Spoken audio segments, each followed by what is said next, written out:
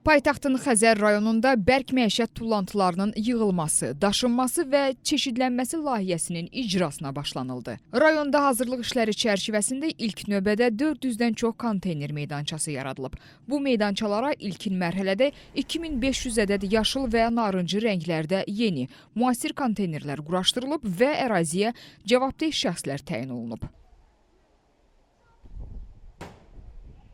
Sakinlərin maarifləndirilməsinə xüsusi diqqət ayrılan bu layihə çərçivəsində Xəzər rayonunun məhəllə və həyətlərində, qəsəbələrində görüşlər keçirilir. Bu işlərə Bakı şəhər və Xəzər rayon icra hakimiyyətlərinin rəhbər işçiləri, bələdiyyə və təsərrüfat xidmətlərinin işçiləri, gənclər və könüllülər cəlb edilib. Bakı şəhər icra hakimiyyəti və Regional İnkişaf İctimai Birliyi arasında imzalanmış əməkdaşlıq memorandumuna əsasən İctimai Birliyin könüllüləri maarifləndirmə işlərinə yaxından dəstək verirlər. Layihənin vətəndaşlara izahı məqsədi ilə müvafiq qurumların əməkdaşları və könüllülər sakinlərlə görüşür, mənzillərə yaşıl və narıncı rəngli paketlər, izah edici bukletlər paylayır, məhəllələrdə və binaların bloklarında maarifləndirici posterlər yapışdırırlar. Cənab Prezidentin diqqət və qayğısı nəticəsində son illərdə kommunal xidmətlərin maddi-texniki bazası xeyli möhkəmlənib. Kommunal sahədə həyata keçirilən tədbirlər nəticəsində paytaxtımız çox təmiz və abad şəhərə çevrilib.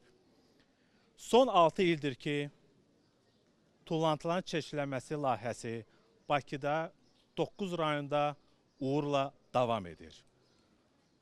Yaxın günlərdə 10-cu Xəzər rayonunda tullantılar çeşidlənməsi layihəsinə start veriləcək.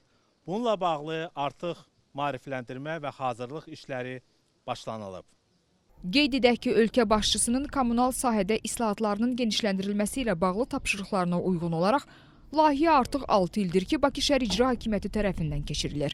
Nərimanov rayonunda icrasına başlanılan layihənin həyata keçirilməsində əldə edilən müsbət nəticələr əsasında mərhələli şəkildə paytaxtın daha 8 rayonu Nizami, Nəsimi, Yasamal, Xətai, Pirallahı, Suraxanı, Binəqədi və Səbail rayonları da bu işlərə qoşulub.